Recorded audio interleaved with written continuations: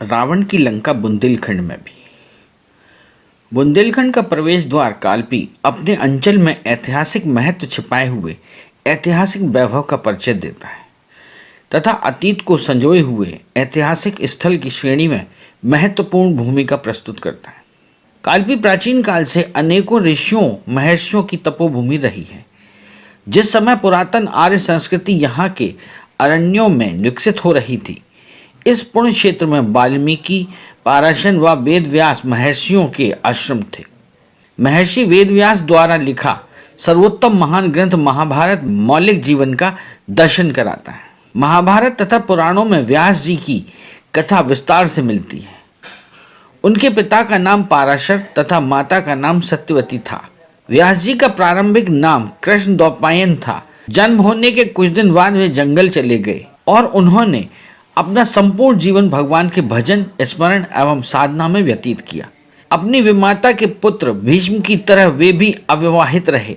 जब विचित्रवीर का देहांत निसंतानावस्था में ही हो गया, तब माता सत्यवती के आग्रह से व्यास ने वन में आकर नियोग द्वारा विचित्रवीर की पत्नी अंबिका से धृतराष्ट्र और अंबालिका से पांडु को उत्पन्न किया। इस प्रकार शांतनु के वंश को नष्ट होने से बचाया। श्री कृष्ण द्वैपायन में ही कालांतर में व्यास नाम से प्रसिद्ध हुए। व्यास के शाब्दिक अर्थ हैं बांटने वाला, फैलाने वाला, व्यवस्थित करने वाला। कृष्ण द्वैपायन के व्यास ही प्रमुख व्यक्ति माने जाते हैं जिन्होंने वैदिक साहित्य को व्यवस्थित करने का कार्य आरंभ किया। कालपी के उत्तर पश्चिम मदारपुर के पास व्यास क्षेत्र है। यहाँ यमुना में अच्छोर नामक एक नाला मिलता है। इस नाले का पुराना नाम व्यास गंगा है। श्री व्यास मंदिर का शिलान्यास 30 जनवरी 1953 ईस्वी में उत्तर प्रदेश सरकार के महामहिम राज्यपाल श्री कन्हैया लाल माणिक लाल मुंशी ने कालपी पधारकर अपने कर कमलों से किया था। वर्तमान में इसके पास ही काशी मठ संस्थान वाराणसी की ओर से स्वामी सुधीरेंद्र तीर्थ सरस्वती द्वारा विशाल कालपी मठ तथा व्यास मंदिर का भव्य निर्माण करोड़ों रुपए की लागत से कराया। दक्षिणात्य वास्तु शैली के इस मंदिर के गर्भगृह में बाल व्यास की अद्भुत प्रतिमा है, जिसमें बालक व्यास मां सत्यवती की गोद में है तथा पिता पाराशर पीछे खड़े हैं। देश में यह बाल व्यास का एकमात्र अभूतपूर्व मंदिर है। वेदव्यास के क्षेत्र में कालप देव का टीला है। कालप देव की इस टीले पर समाधि है। इन्हीं के नाम पर इस नगर का नाम कालपी पड़ा। इसे काम्पी कल्क भी कहा जाता है। बुंदेली कवि जगनिग ने आलाखंड में इसका उल्लेख किया है। कालपी में स्थित भगवान श्री राम के बैरी रावण की लंका मीनार सन 1875 में प्रसिद्ध वकील बाबू मथुरा प्रसाद निगम लंकेश ने बनवाई थी। लंका मीनार की ऊंचाई लगभग 250 फीट है। इसे सीप, कौड़ी, केसर और शंख के चूरे मिश्रित करके बनाया गया है। लंका मीनार एक विशाल परिसर में ऊंचे चबूतरे पर स्थित है। इसके प्रवेश द्वारों पर नाग नागिन फन फैलाए छाया किए हैं। दाईं ओर विशाल नाग है तथा बाईं ओर नागिन की लंबाई लगभग 65 फीट है।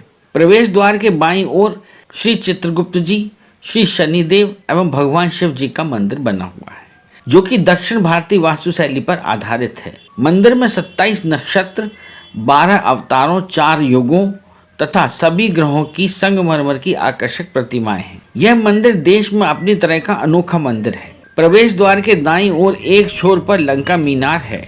लंका मीनार के समीप कुंभकर्ण की लगभग 60 फीट लेटी हुई तथा मेघनाथ की बैठी हुई मुद्रा में विशाल प्रतिमाएं हैं। लंका मीनार में 173 घुमावदार सीढ़ियां हैं। 7 खंडों में सोपान मार्ग से परिक्रमा पूरी करते हुए मीनार के ऊपर तक पहुंचा जा सकता है। लंका मीनार की बाहरी दीवार पर चारों ओर लंका कांड के विभिन्न दृश्य मूर्तियों के माध्यम से उकेरे गए हैं। इन चित्रांकनों में रावण को केंद्रीय व्यक्ति के रूप में चित्रित किया गया है। लगभग 80 फीट ऊंची रावण की प्रतिमा विभिन्न प्रकार के अस्त्र शस्त्रों से सुसज्जित योद्धा की है, जिसकी अपलक दृष्टि सामने बने शिव मंदिर में स्थित अपने आराध्य देव भगवान शिव को निहार रही प्रतीत होती है। लंका मीनार तथा उसकी प्राचीर पर राक्षस राक्षसियों की अनेकों मूर्तियां बनाई गई हैं। लंका मीनार के पास ही अयोध्यापुरी, जनक वाटिका, मथुरापुरी तथा पाताल लंका का निर्माण भी बाबू मथुरा प्रसाद निगम लंकेश ने कराया था। जनक वाटिका की प्राचीर पर राम कथा, तथा कृष्ण कथा से संबंधित लीला प्रसंग मूर्तियों के माध्यम से प्रदर्शित किया गया है। अयोध्यापुरी में ही लगभग 45 मूर्तियां हैं। लंका मीनार का निर्माण कार्य कालपी अंचल के प्रमुख वास्तुशिल्पियों को बुलाकर तत्कालीन प्रसिद्ध कारीगर रहीम बख्श को सौंपा गया था, जिसे उन्होंने लगभग 20 वर्ष में कठिन परिश्रम से पूरा किया था। उस दौरान लंका मीनार के निर्माण पर लगभग 2 लाख की लागत राशि आई थी।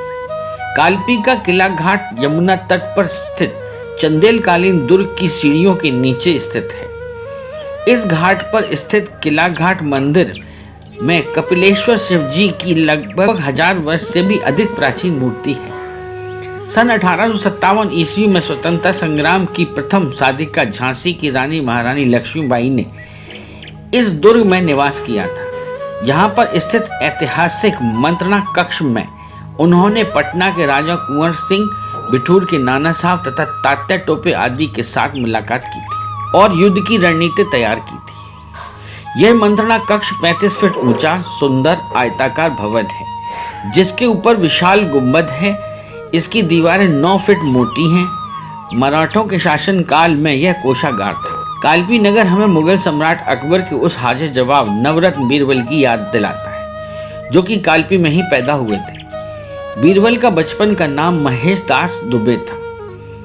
राजा रामचंद्र ने उनकी कविताओं से प्रसन्न होकर कवि राय की उपाधि दी थी। बाद में सम्राट अकबर ने बीरबल की लोकप्रियता के कारण उन्हें अपने दरबार में सम्मानजनक पद पर रख लिया था तथा उन्हें कालिंजर राज्य का जागीरदार बनाकर राजा बीरबल की पदवी दे डाली थी। बीरबल ने अपने गृहनगर कालपी को ही अपना घर बनाया था, जो कि आज भी भग्नावस्था में मौजूद है।